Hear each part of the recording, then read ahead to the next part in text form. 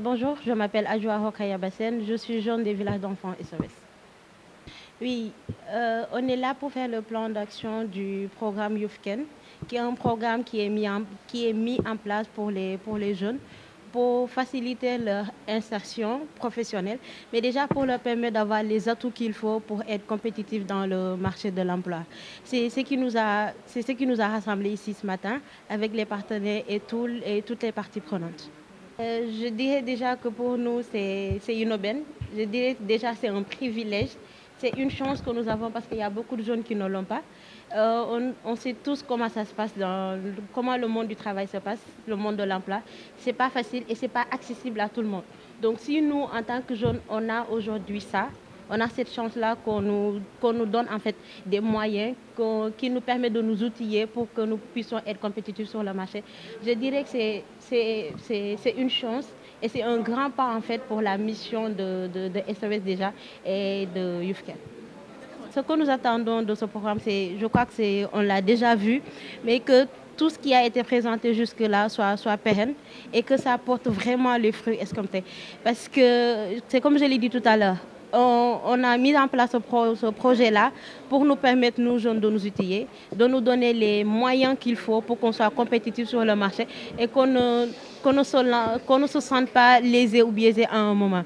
Donc nous, ce qu'on attend, c'est que ça ne s'arrête pas là en fait, que ça soit ouvert à tous les jeunes qui sont dans le besoin de se former et de chercher de l'emploi.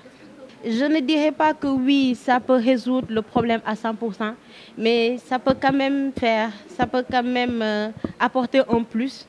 Parce que comme Aminata l'a dit tout à l'heure, ce n'était pas vraiment à la base le travail de SOS ou de DHL et autres, c'est le travail de l'État. Donc je me dis que si SOS avec ses partenaires vont jusqu'à mettre ça en place, c'est quand même un pas et c'est une invitation à l'État pour qu'il fasse davantage.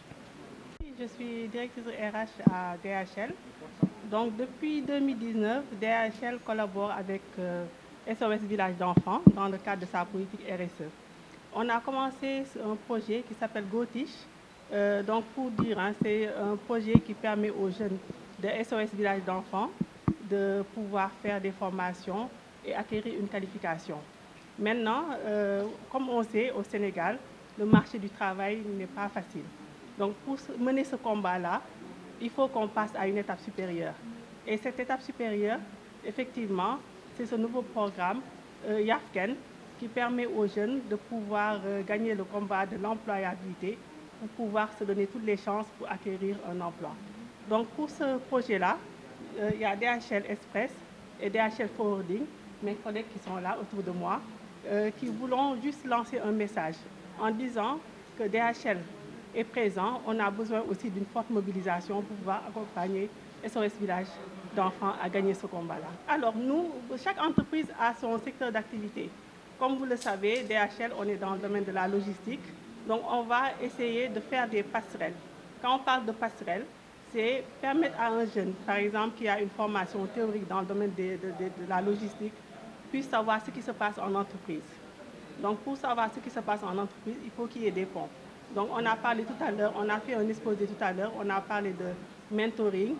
Donc ça peut être le mentoring, ça peut être des stages, mais ça permet aux jeunes de pouvoir connaître comment se passe le monde du travail, quels sont les savoir-être qu'il faut développer en entreprise et même en termes de recrutement. Le jeune, quand il vient et qu'il est devant un recruteur, il doit connaître les codes.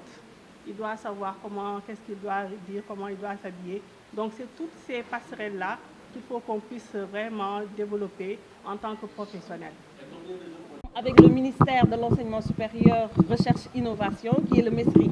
Nous travaillons avec les ISEP, ISEP de Thiès, ISEP de Diamniadio, ISEP de Bignona, tout le monde, dans le renforcement des capacités. Nous travaillons avec l'INSEPS, qui est dans l'UCAT, si je ne me trompe pas, c'est eux qui forment les professeurs d'EPS.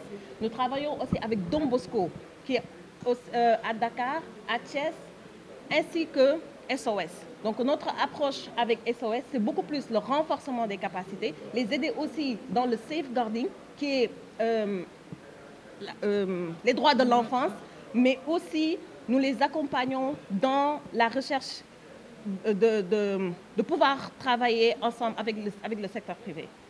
Donc, nous sommes là pour renforcer les soft skills, les capacity development, mais aussi pour accompagner tout le monde. Parce que il est important, certes, de travailler, mais aussi de se trouver dans son emploi et de s'épanouir. D'où nous mettons en avant le leadership féminin qui est très important, surtout au Sénégal, parce qu'on voit que les femmes, les filles, ne sont pas très impliquées. Donc, nous travaillons aussi avec des secteurs privés comme Appui Afrique dans la sensibilisation sur les menstrues. D'où nous travaillons avec SOS partout dans le Sénégal.